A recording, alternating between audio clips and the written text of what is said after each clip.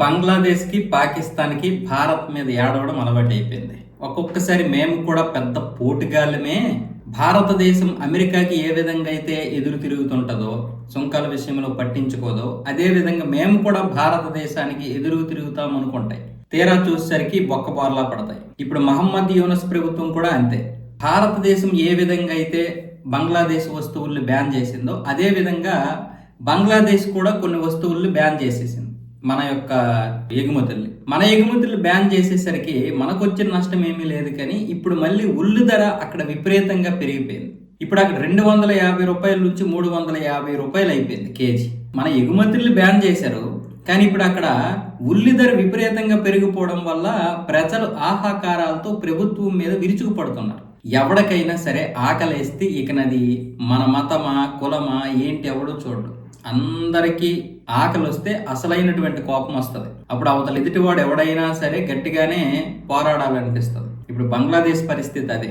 వీళ్ళు 24 గంటలు మతంతో కొట్టుకున్న ఆకలి అనేవి వచ్చేసరికి ఇప్పుడు ప్రభుత్వం మీద చాలా మంది విరుచుకుపడుతున్నారు. దానివల్ల భారతదేశం నుంచి మళ్ళీ ఉల్లిపాయలు దిగుమతి చేసుకోవాలని చూస్తుంది మహమ్మద్ యూనస్ ప్రభుత్వం. కానీ భారతదేశం మాత్రం ఇప్పుడు ఉల్లి ఎగుమతి మా దగ్గర లేవు, మా దేశానికే సరిపోవడం లేదని అంతర్జాతీయ చట్టాలు ఉంటాయి కదా, ఆ చట్టాలకు అనుగుణంగా చెప్పాల్సి వచ్చింది తప్ప దానికి ఏం భయపడి కాదు. మా దగ్గర లేవు, మా అవసరాలకే సరిపోవడం లేదని సమాధానం చెప్పింది. దాంతో మళ్ళీ ఇప్పుడు మహమ్మద్ యూనస్ ప్రభుత్వం విదేశాంగ శాఖ ఉంది కదా, ఆ విదేశాంగ శాఖ రిక్వెస్ట్ చేస్తోంది.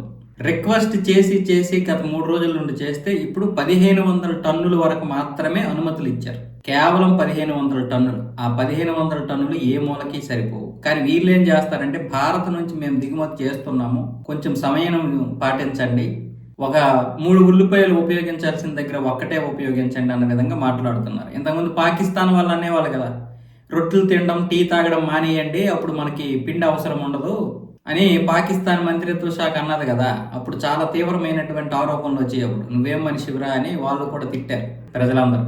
అదే విధంగా ఇప్పుడు ఉల్లిపాయలు తగ్గించుకోండి, వాడడం తగ్గించుకోండి అని మహమ్మద్ యూనస్ ప్రభుత్వం అంటుంది. ఎందుకంటే ఇటు భారత్ని బ్రతిమలాడాలి, భారతదేశం దగ్గర పరువు పోతుంది. ఇప్పటికే ఉల్లి క్రైసిస్ పాకిస్తాన్లో కూడా ఉంది. పోనీ పాకిస్తాన్ నుండి తెద్దామంటే పాకిస్తాన్లో మొన్నటి వరకు 650 నుంచి 800 రూపాయల వరకు ఉండేది. ఇప్పుడు అక్కడ ధరలు తగ్గి 150, 200, 300 రూపాయల వరకు ఉల్లిపాయలు అయితే దొరుకుతున్నాయి. మళ్ళీ ఇప్పుడు శ్రీలంకకి క్రైసిస్ పెరిగిపోయింది. ఇప్పుడు శ్రీలంక ఏం చేస్తుంది, అక్కడ 500 నుంచి 600 రూపాయలు అమ్ముతున్నారు అక్కడ శ్రీలంకలో కేజీ ఉల్లిపాయ. ఇలాంటి సమయంలో మనం ఏమొచ్చేసి అక్కడ కొంతవరకు మార్కెట్ చేయగలుగుతున్నాం. భారత ప్రభుత్వం కొంత ఉచితంగా ఇచ్చిన, మరికొంత రైతులకి మేలు చేకూర్చే విధంగా అక్కడ కూడా ఎగుమతులు జరుగుతున్నాయి. టమోటా ఎగుమతులు, ఉల్లిపాయ ఎగుమతులు.